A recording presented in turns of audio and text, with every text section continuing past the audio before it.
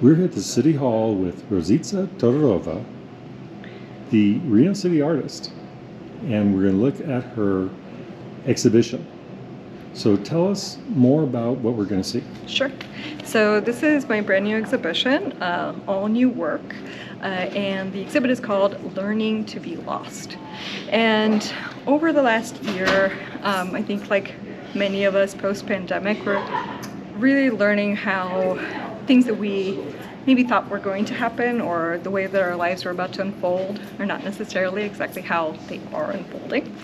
And I wanted to make work about that, this like change and not being able to, for life not necessarily turning or going the way you thought you were going to experience. I think we've all felt that. Yeah, yes. Making that transition out of COVID times is proven to be difficult. It can be, yes. And just life, it can happen even without a pandemic, just things that you thought were going to happen one way are all of a sudden not happening in that way.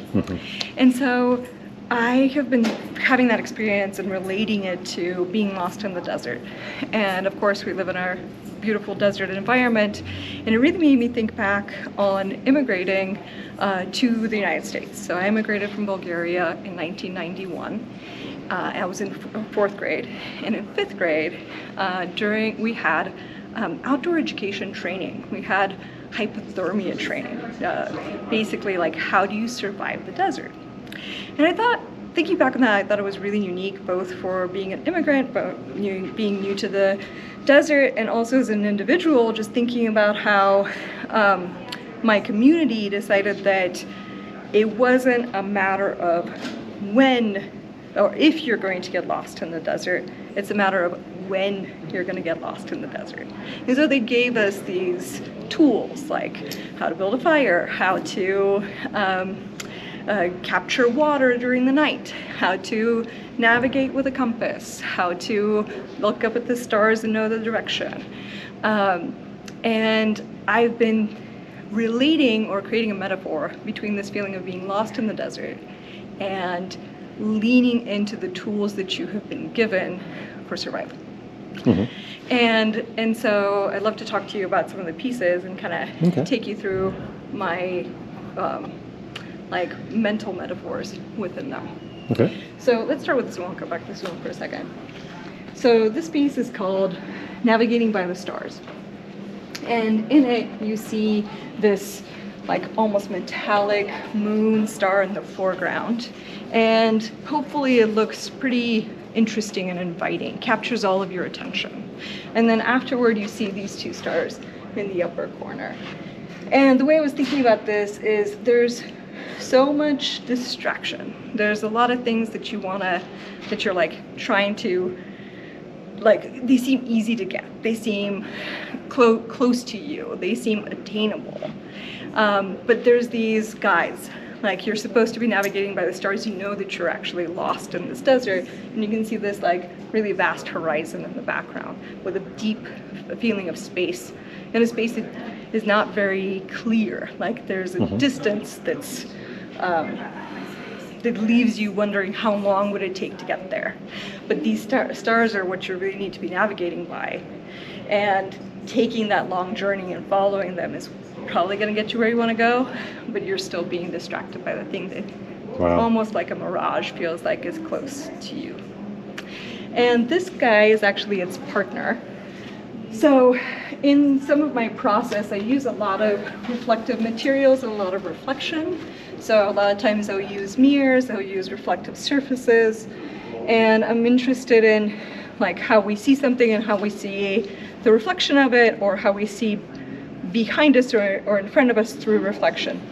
And in this piece, this little triangular shape, the color and image that you see here is actually a reflection of this piece.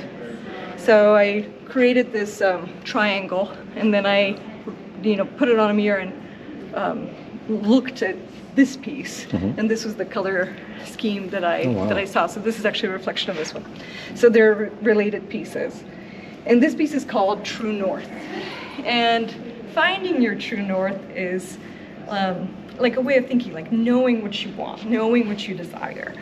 and trying to get it. And in this piece, I know what the true north is. I know that it's pointing me here to this almost like rising star, like this is the direction. But I've taken away all other navigational ideas. Only the direction, and there's this one goal, but I don't know how I'm getting there. So it's still this, even when you know what you want, achieving it is not necessarily attainable or in a straight line. Possible. Yeah, you're not totally sure. And again, just that process of being lost, knowing what you want, knowing where you want to get to, but knowing realizing that maybe you need to learn how to stay in that process of being lost in order to find a new way, find a different way, start to find a way. Find the way that is natural, not forced. Yeah. Because I think what I get from that is try. we force ourselves. Yeah. Because this is what we think we're expected to do. Yeah. So we force ourselves that direction instead of. Or maybe you want something, and so you're gonna try and try and try again, and you just keep hitting that wall. That is life telling you maybe this isn't the path. You have to find another path. And you have these 4 pieces here I was really taken with. Sure.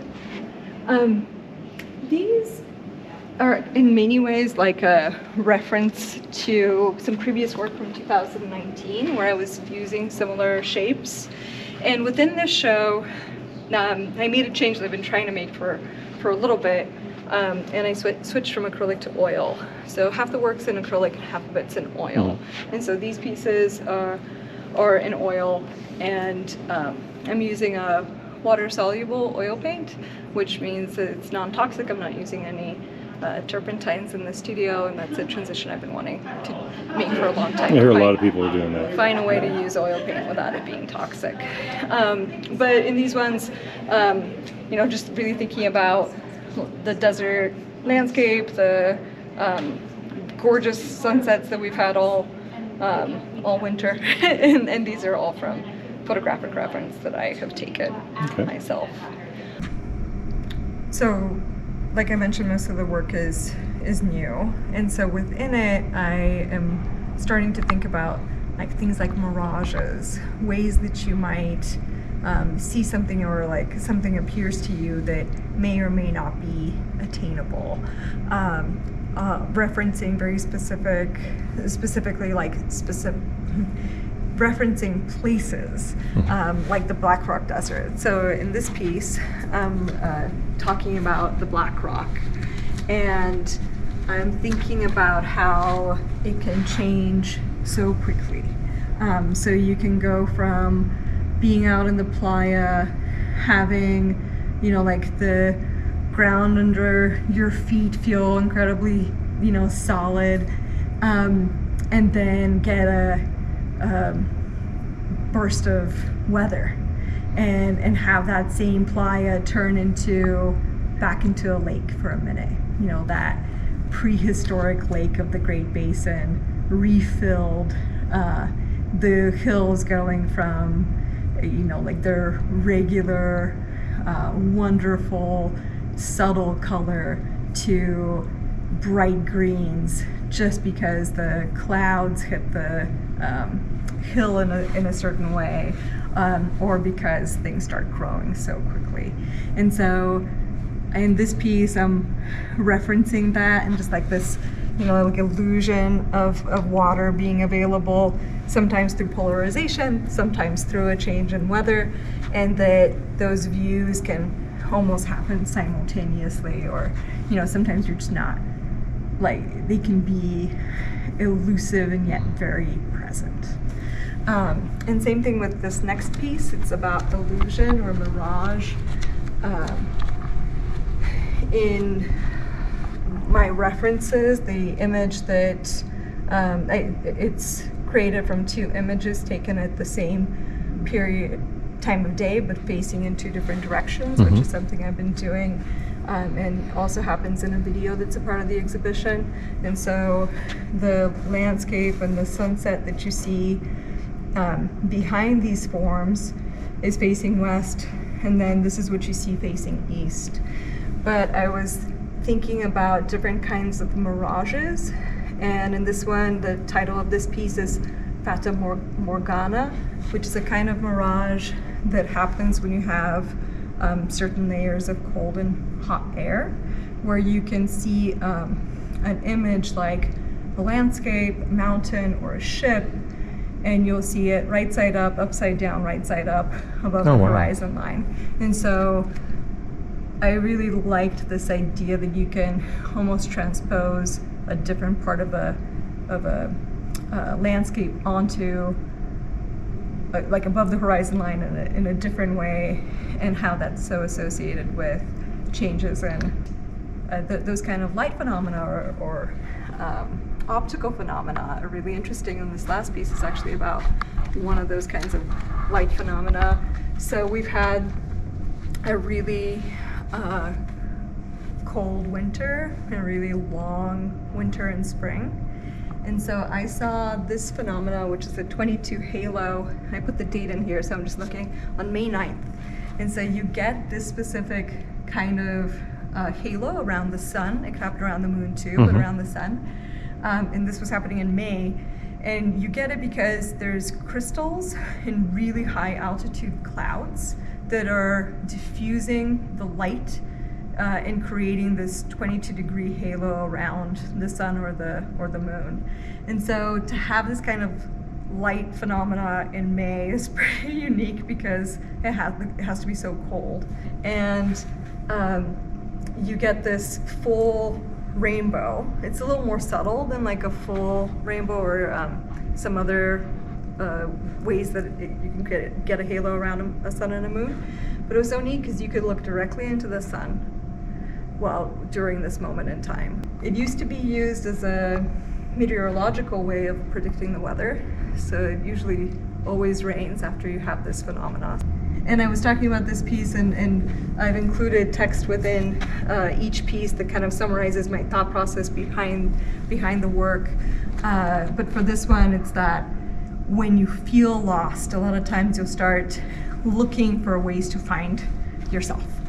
So that's scanning the horizon line, scanning the sky, the stars, trying to find a way, find your way. And sometimes you get rewarded with this, with these kind of phenomena that are rare, that you don't get to see often, and really feel like either a sign or just this moment of like, like things do change, these miraculous things happen, these beautiful things happen. The show will be accompanied with a catalog, which I'm in the process of finishing designing, and Bill Fox wrote the foreword for the catalog. Yeah, so the show starts with this video, and it's called I Asked and the World Opened. And it's it's from 2018 when I first started to explore different kinds of reflections and thinking about reflection a lot in the work using mirrors and reflective surfaces. And in this one, I've placed a mirror facing west, and the rest of the view that you're seeing is facing directly east. And during the course of the video, you see a full sunset. You see all the light changes of our gorgeous sky. But the mirror holds the light kind of like a chalice, like a big cup that doesn't want to let go of the end of the day. And so you'll see throughout the course of the video all the light change. The background goes to basically black. There's a little bit of a city lights in the background, and then yet this circle will continue to be lit. And so you'll see this pink line in the sky fully rise. We say that there's sunset, but it's actually night rise is what you're actually seeing. And that pink is the shadow of the earth onto the sky. That's why we see that band of pink. Wow. And you'll see this blue start to go up and get darker and darker and darker. And of course lose all the light on the landscape, and then have So when you come, just make sure you sit down in these chairs, watch this. It's fascinating. Yeah, and just It is take some fascinating. time or come back a few times as you're looking at the exhibit and watch it change. Yeah. And I can see over here we've got the reception. The reception's on Thursday, July 13th. It's from 5 to 7. And it's open to the public. It's absolutely free. And we look forward to seeing you. And the receptions are always fun, and you're going to make it even more fun. Yes, I'll tell you more about the work.